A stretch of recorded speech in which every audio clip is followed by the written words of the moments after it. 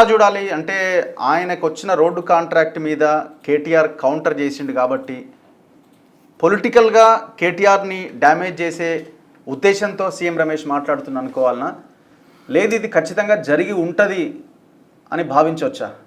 మీరు ఎట్లా చూస్తారు? నేను ఇప్పుడు అది చూసి నేను కూడా షాక్ అయినా, ఈ రిలేషన్ ఇక్కడ దానికా ఉందా అని. మేమేమో మామూలుగా బీజేపీ బీఆర్ఎస్ ఒకటే అని చెప్తున్నప్పుడు మేమెట్లా ఒకటవుతాం అని చెప్పి వీళ్ళు సీరియస్గా దాన్ని కండెమ్ చేసేది. కానీ సీఎం రమేష్ గారు బీజేపీ ఎంపీగా ఇప్పుడు ఆయన ఇంటి సీసీ ఫుటేజెస్ కూడా చూసుకోమన్నాడు. సో ఇంకా ఎవరెవరు కలిసిపోయింది ట్రైన్లో అనేది కూడా కొన్ని ఫోటోలు ట్రోల్ అవుతున్నాయి. ఓకే, అక్కడికి పోయేటప్పుడు ఢిల్లీలో ఎవరెవరు కలిసింది ఆయన అన్ని బయట పెట్టేటట్టే ఉన్నది ఒక్కొక్కటి. సో ఇవన్నీ ఏంటంటే ఇవి చీకటి ఒప్పందాల్లో భాగంగా జరుగుతున్నాయి ఇవన్నీ కూడా. అయితే సీఎం రమేష్ మీద ఒక ఎంపీ అంటే నేను అనుకున్నా మా తెలంగాణ ఎంపీ ఎవరైనా ఉంటారేమో, పేరు ఏమైనా ఉంటుందేమో అనుకుంటే కాదు, వాళ్ళకు సంబంధించిన అంటే వాళ్ళ సామాజిక వర్గానికి సంబంధించిన ఎంపీ ఆయన. నాకు తెలిసి. సో అట్లా వాళ్ళకి ఇంటిమసీ ఉండడం వల్ల మర్జింగ్ కొరకు పోయి ఉంటారు. అప్పుడేమో చాలామందితో ట్రై చేసిండ్రు అప్పుడు కాంగ్రెస్లో మర్జి కొరకు. అయితే వీళ్ళని ఎవరు నమ్మరు కాబట్టి ఎవరు కూడా హెల్ప్ చేయరు, లేకపోతే వాళ్ళు తీసుకోవడానికి కూడా. ఇప్పుడు సోనియా గాంధీ గారు ఎప్పుడు పార్టీని తీసుకుంటాను ఎప్పుడు ఎక్కడ స్టేట్మెంట్ ఇవ్వాలి. ఈయననే విలీనమని తిరిగిండు. విలీనమని తిరిగి అప్పుడు సిఎల్పిఆర్ పిసిసి ఇస్తే నేను చేస్తా అన్నాడు. కాబట్టి అది అట్లా ఉండదు. ఎవరైనా జాయిన్ అయితే జాయిన్ కావాల్సిందే, కండిషన్స్తో ఉండదు. అది జనరల్ సెక్రటరీ ఇన్ఛార్జిగా అప్పుడు దిగ్విజయ్ సింగ్ కారు ఉండే. అట్లా అప్పుడు బయటకు వచ్చి అప్పుడు విలీనం కాకుండా ఉన్నాడు, లక్కీగా గెలిచిండు. ఇప్పుడు మళ్ళీ ఇదే విలీన ప్రస్తావన ఏంటి, బీజేపీతో కలిస్తే మాకు ఏదన్నా అని పోయి ఉంటారు వాళ్ళు. ఇంకా చెప్పట్లేదు ఆయన.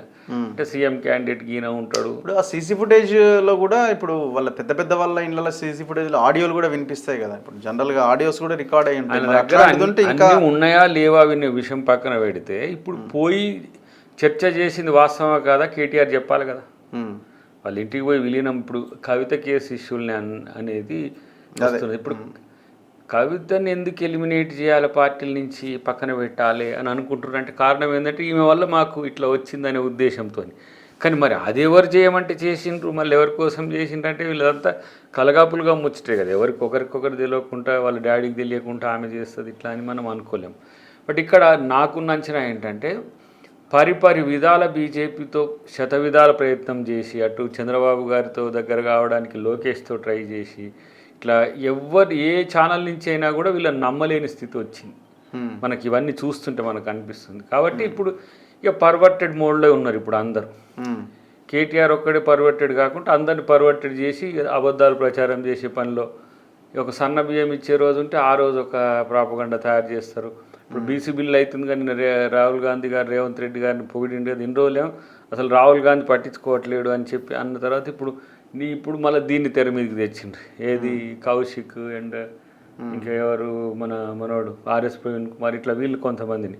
అంటే ఈయన యొక్క ఆ పర్వర్టిజాన్ని మొత్తం అందరికి అంటగట్టి వాళ్ళ క్యారెక్టర్ అసోసియేషన్ చేయడమే కాకుండా అసలు ఈయనేం చేసిండో బయటపడుతున్న పరిస్థితి. ఇప్పుడు కంచగచ్చిపోగులు కూడా ఎంత కుట్రలు చేసి ఎవరెవరిని ఎక్కడెక్కడి నుంచి ఎట్లా లేపిండ్రో ఏ విధంగా చేసిండ్రో కూడా అందరికీ తెలుసు.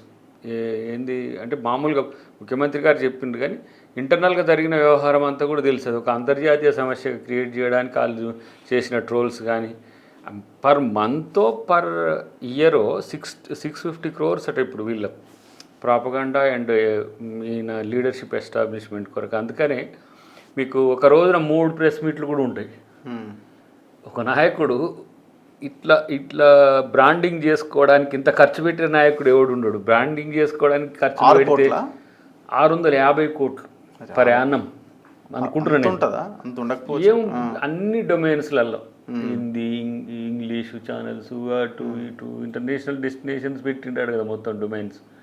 కాబట్టి మీకు కేటీఆర్ది పదే దీంట్లో 3 ప్రెస్ మీట్లు రాని 3 లైవ్లు వస్తాయి, 3 సోషల్ మీడియాలో చక్కర్లు కొడతాయి. మనదేమో ఒక్కడి పెడితేనే వచ్చేది కష్టం ఉంటుంది. ఇప్పుడు ఆయన ఏంది ఇప్పుడు వర్కింగ్ ప్రెసిడెంట్ అలా అయ్యరాకపోవడం వల్ల ఆయన చూడు హరీష్ రావుది కేటీఆర్ది వీళ్ళిద్దరి టీవీ ఛానల్స్ అనే కాదు సోషల్ మీడియాలో కూడా మొత్తం ట్రోల్ అవ్వడానికి వీళ్ళు పెడుతున్న వెచ్చిస్తున్న అంటే ఇప్పుడు ఒక డౌట్ ఏంటంటే ఇప్పుడు ఈ road contract future city road contract 1600 కోట్ల కాంట్రాక్టు ఎవరైతే సీఎం రమేష్కి వచ్చిందో దాని నుంచి బయటపడడానికి ఇప్పుడు ఈ కౌంటర్ ఏమైనా సీఎం రమేష్ ఇస్తున్నారు అట్లా కాదు, ఆయననే చెప్పిండు కదా మీ హయాంలో ఎంతమంది ఆంధ్ర పెట్టుబడిదారులకు మీరు ఎంత పనులు ఇచ్చిండ్రో రేవంత్ రెడ్డి ఎంత ఇచ్చిండో చూడండి తీయండి. ఇప్పుడు టెండరింగ్ అనేది సీఎం కంట్రోల్లో కూడా ఉండవు కొన్ని. ఇప్పుడు రీజనల్ రింగ్ రోడ్ ఉన్నది, మనకు పర్మిషన్సే ఇస్తలేరు. ఇది సౌత్ నార్త్ జోన్లలో ఒక జోన్కి అయింది, ఇంకో జోన్కి అది సెంట్రల్ గవర్నమెంట్ పరిమితులతో కూడా ఉంటుంది కొన్ని విషయాల్లో. సరే ఈ రోడ్ కాంట్రాక్ట్ సీఎం రమేష్కి పోయిందంటే సీఎం రమేష్ ఫేవర్ చేసిందంటే మరి మీరు మెగా నుంచి మొదలు పెడితే నవయుగా నుంచి మొదలు పెడితే మీరు ఇచ్చిన కాంట్రాక్ట్లో లక్షల కోట్ల రూపాయలు మొత్తం ఆంధ్ర పెట్టుబడిదారులకే ఇచ్చిండ్రు కదా. ఆ రోజు ఉద్యమంలో అడ్డుకున్న వాళ్ళకే ఇచ్చిండ్రు కదా ఇంకా కొన్ని అయితే. కాబట్టి దీని విషయంలో వాళ్ళిద్దరు కూడా తేల్చుకోవాలి, కేటీఆర్ గారు సీఎం రమేష్ గారు కూడా తేల్చుకోవాల్సిన అవసరం ఉంది. ఇప్పుడు ఫ్రెండ్స్ అంటే ఎవరు ఫ్రెండ్స్ కాదు.